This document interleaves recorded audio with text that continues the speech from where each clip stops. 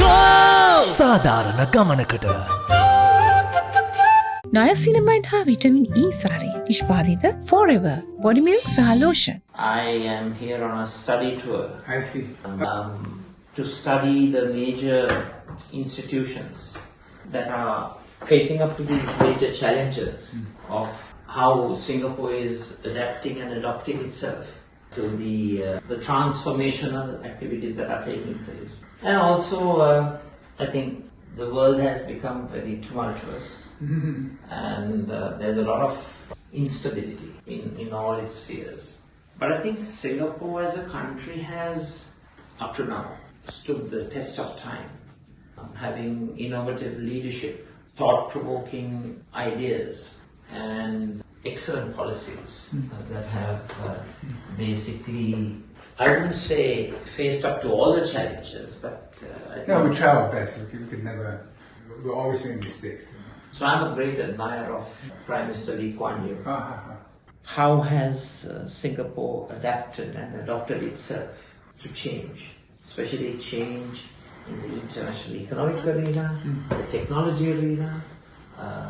How have you coped with Meta coming in, high technology coming in, robotics coming in?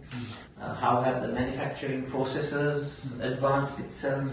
So the whole gamut of the economic growth process, how has Singapore adapted and adopted itself? Singapore is a small place.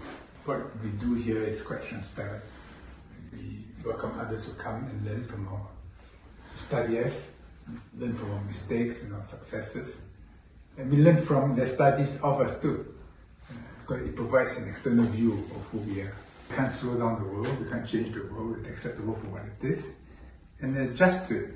And if AI is becoming more and more important, we better know something about AI, get others to help us, get companies to locate here, there'll be challenges, make the adjustments, learn from our mistakes, and move on. No one owes us a living, no one, the future is not foreordained, and don't take liberties with ourselves.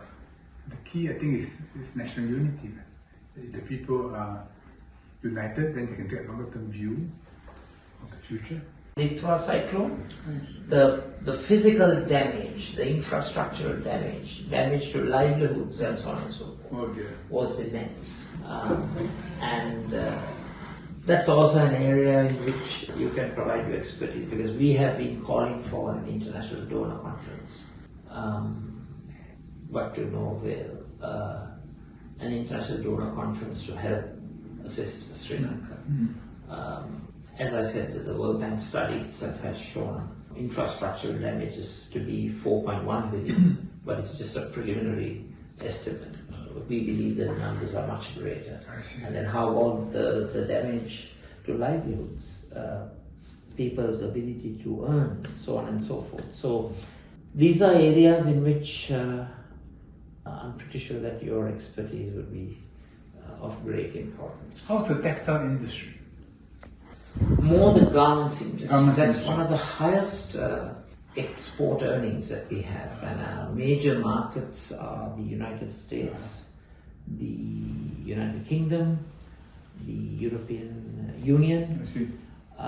So that's a very, very important industry. Yes. However, we have not managed to diversify our export destinations.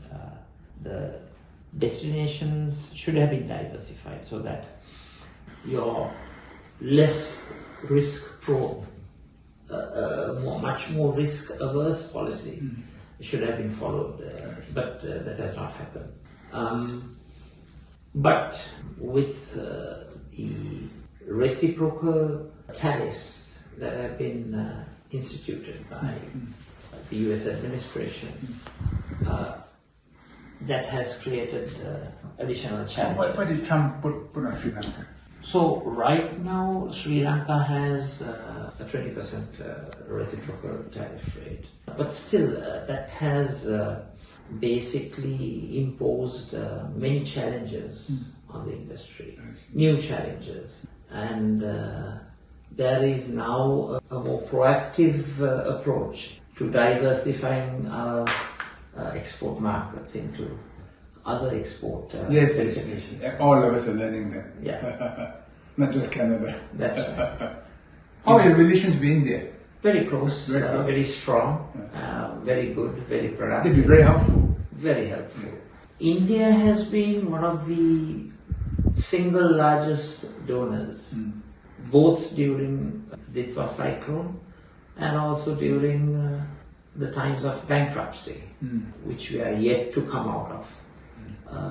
2022 posed enormous challenges and risks for our country with the bankruptcy situation. India was the single largest donor.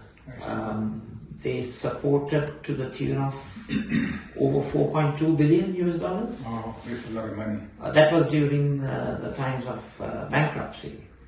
During the Ditwa cyclone, India was the first responder.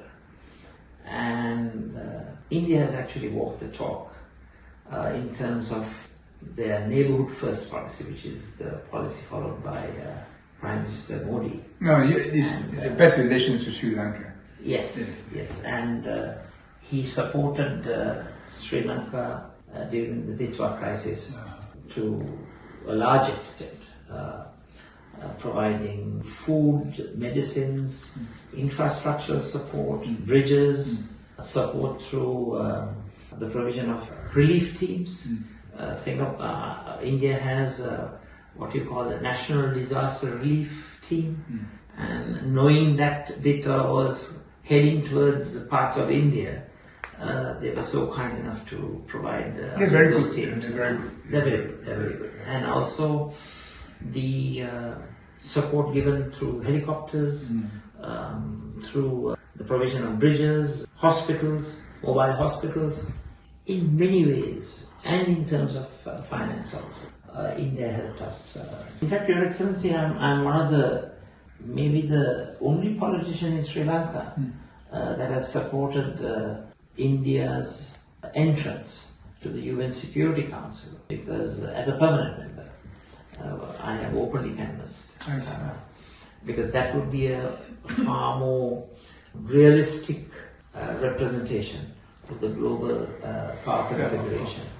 During your tenure as the foreign minister, Yes.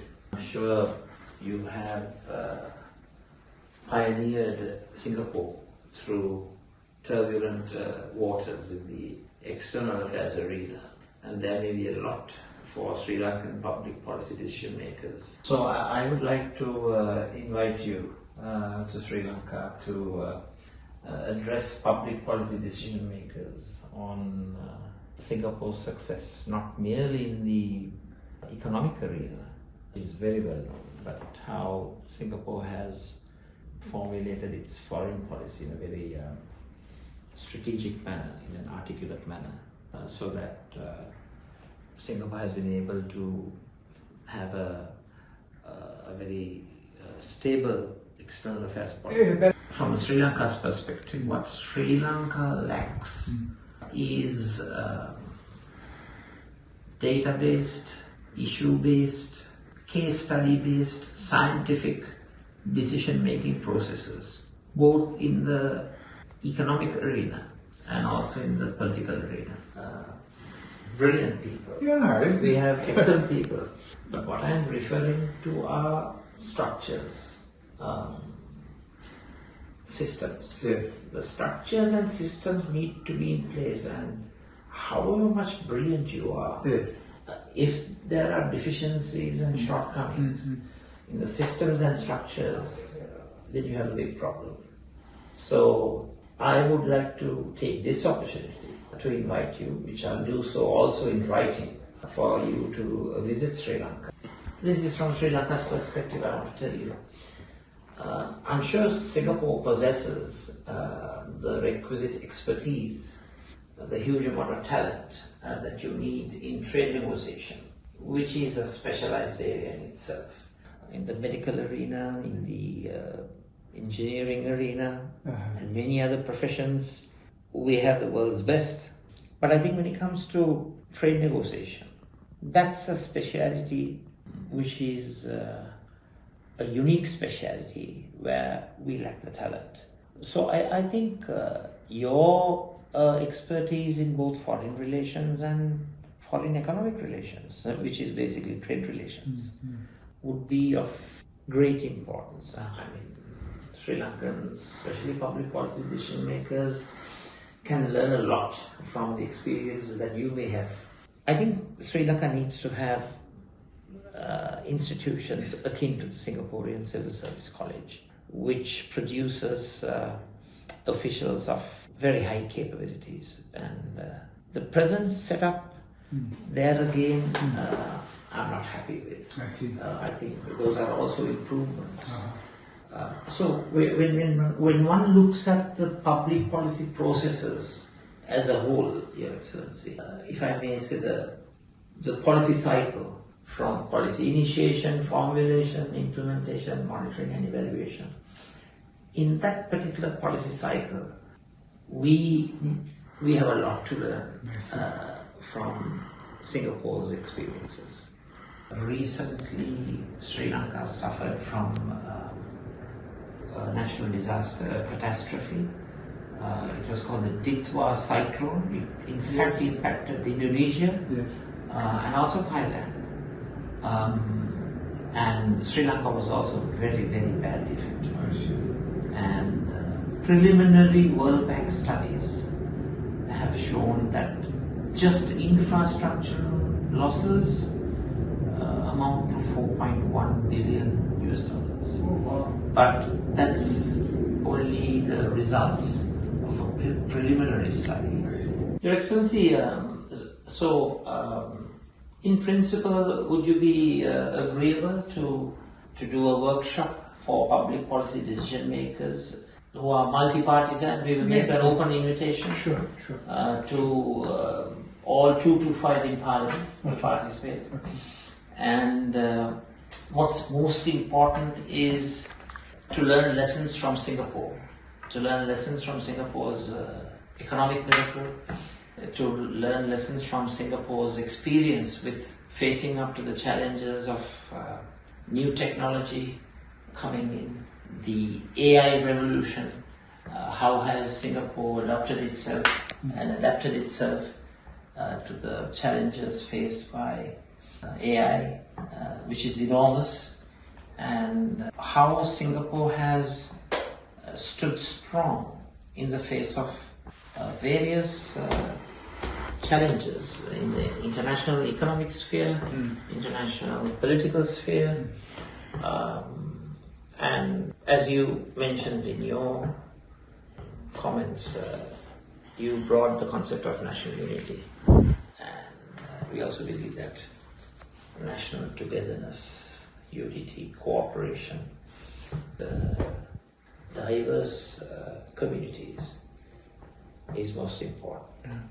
And first and foremost, Singapore's success story has been all are considered to be Singaporean, irrespective of their ethnicity, religion. Yes.